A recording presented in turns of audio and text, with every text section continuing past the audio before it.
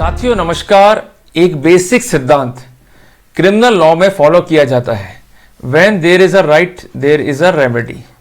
साथियों ये इसलिए फॉलो करते हैं कि हमारा जो कानून है ये बेस्ड है लैटिन लॉ के ऊपर, उबी जस इबी रेमेडियम, when there is a right there is a remedy. साथियों जब भी हम कोई लड़ाई कानून के तहत लड़ते हैं तो वहां पर लीगल प्रिंसिपल की जानकारी हमें होना अति आवश्यक है। जानकारी नहीं होगी, रेमेडी को हम सिक्योर करेंगे तो कोर्ट जो है हमारी पिटीशन को डिसमिस कर देगा, ये लिखते हुए कि आपका जो केस है ये मेंटेनेबल नहीं है। केस जीतना या हारना ये डिफरेंट स्थितियां हैं कि जज साहब ने ए के तर्क माने, बी के नहीं माने, पर जज साहब ने ये मान लिया कि एज पर लॉ ये केस ही मेंटेनेबल नहीं है, तो कितना बड़ा नुकसान जो है आपका हो गया। साथियों आज का ये वीडियो लॉ स्टूडेंट्स के लिए, लॉयर्स के लिए और उन लिटिगेंट्स के लिए इंपॉर्टेंट है कि जो क्रिमिनल केस को फाइट कर रहे हैं, अपराध गंभीर प्रकृति का है और जहां पर चार्ज जो है फ्रेम हो रहे हैं। साथियों यूजुअली ये कहा जाता है कि आपका फंडामेंटल राइट है अपनी बात को रखने का। अगर आपको गलत फंसाया गया है तो डिस्चार्ज की स्टेज पर या चार्ज फ्रेमिंग की स्टेज पर आप अपने आर्गुमेंट को रख सकते हैं। इसमें कई लॉ जो हैं सुप्रीम कोर्ट के बन के आ चुके हैं। पर साथियों अगर उस पिटीशन को कंसीडर करने से मना कर दिया या हमें कोई ऐसी रेमेडी मिलनी चाहिए थी जो नहीं दी गई एज पर लॉ, तो वहां पर हम क्या करें? क्योंकि हाईकोर्ट ने एक मामले में तो राइट को नाना ही नहीं कहा कि आपका ये जो पिटीशन है ये मेंटेनेबल ही नहीं है, उसे जो है खारिज कर दिया। तो वहां पर सुप्रीम कोर्ट ने इंटरवीन करते हुए प्रिंसिपल्स लेट डाउन करे कि चार्ज की स्टेज पर या डिस्चार्ज की स्टेज पर क्या क्या फंडामेंटल्स देखने हैं, चार्ज और डिस्चार्ज की रेमेडीज जो है फर्दर कहां कहां आपको अवेल करनी है। तो साथियों टॉपिक काफी इंपॉर्टेंट है। साथियों सुप्रीम कोर्ट ने क्या कहा? ऑर्डर फ्रेमिंग चार्ज और डिस्चार्जिंग द अक्यूज्ड ना तो इंटरलोकेटरी ऑर्डर है और ना ही फाइनल ऑर्डर है। सेक्शन 397 सब क्लॉज 2 सीआरपीसी से अफेक्टेड नहीं है। अब यहां पर हमें एक चीज जो है समझनी होगी छोटे से रूप में। कई बार कुछ राइट्स को पार्लियामेंट खत्म कर डालती है, जिसमें से एक राइट जो है वो है राइट टू रिवीजन।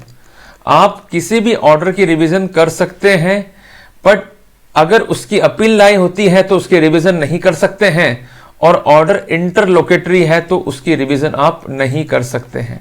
अब ये इंटरलोकेटरी ऑर्डर क्या है, इनको भी हमें नटशल में समझना होगा। इंटरलोकेटरी ऑर्डर को सीआरपीसी में डिफाइन नहीं किया गया।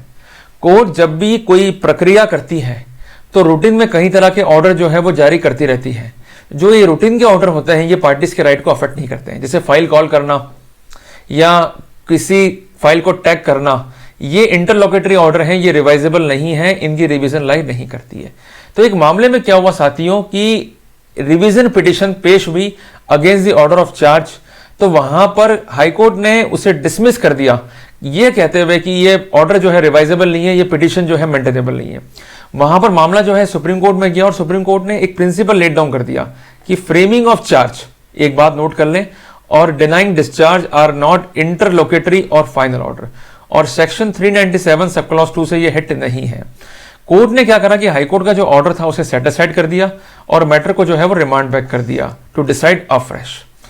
एक फैक्ट्स क्या थे कि कोई कंप्लेंट दर्ज हुई जिसमें व्यक्ति के विरुद्ध जो है कार्रवाई कोर्ट में पेश हुई। जब डिस्चार्ज पिटीशन पेश हुई तो मजिस्ट्रेट ने डिस्चार्ज करने से मना कर दिया सेक्शन 504 और 506 आईपीसी के अंदर। यह मामला होता है इंसल्ट का और क्रिमिनल इंटिमिडेशन का।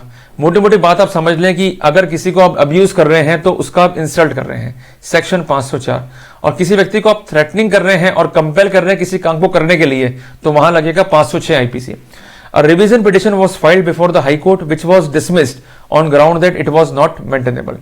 वहां पर कंटेंशंस क्या थे कि प्रथम दृष्टयाई जो स्टोरी है परिवादी की ये डाउटफुल है, या जो भी बातें उसने बताई ये सब गलत है। स्थितियों में जो है विरोधाभास है और कोई कॉन्फिडेंटिंग एविडेंस जो है कोर्ट के सामने नहीं है, कोर्ट को वहां डिस्चार्ज कर देना चाहिए था, जिसका अपोज जो है वो स्टेट ने करा। पर बेंच की ऑब्जर्वेशन क्या है कि सबसे पहली बात हाईकोर्ट ने यहां पर जुरिडिक्शन का जो है एरर कर दिया कि रिवीजन पिटीशन जो है वो मेंटेनेबल नहीं है, बाय ओवरलुकिंग द फैक्ट कि डिस्चार्ज जो है एक वैल्यूएबल राइट है अक्यूज्ड का। अगर मामला नहीं बनता है तो अक्यूज को डिस्चार्ज करो। कितना बड़ा प्रिंसिपल लेट डाउन कर दिया आपके पक्ष में ऑनरेबल सुप्रीम कोर्ट ने। कोर्ट का यह कहना है ऑर्डर फ्रेमिंग चार्ज और रिफ्यूजिंग डिस्चार्ज ना तो इंटरलोकेटरी है और ना ही फाइनल है, जिसका मतलब ये ऑर्डर रिवाइजेबल है। तीसरी इंपॉर्टेंट बात जो कोर्ट ने कही कि trial court while considering the discharge application is not to act as a mere post office, कि कोर्ट एक पोस्ट ऑफिस नहीं है। कोर्ट को संवेदनाओं को समझना होगा, मामले की गंभीरता को देखना होगा और एविडेंस से क्या केस बनता है या नहीं बनता है देखना होगा। अगर नहीं बनता है तो वहां पर डिस्चार्ज जो है वो करना होगा। तो साथियों, इंपॉर्टेंट ये वीडियो आज इसलिए है कि कई बार आप अपने राइट्स को अवेल करने के लिए आगे जाते हो, आपको जानकारी नहीं होती है, तो वहां पर आप क्या निराशा लगती है।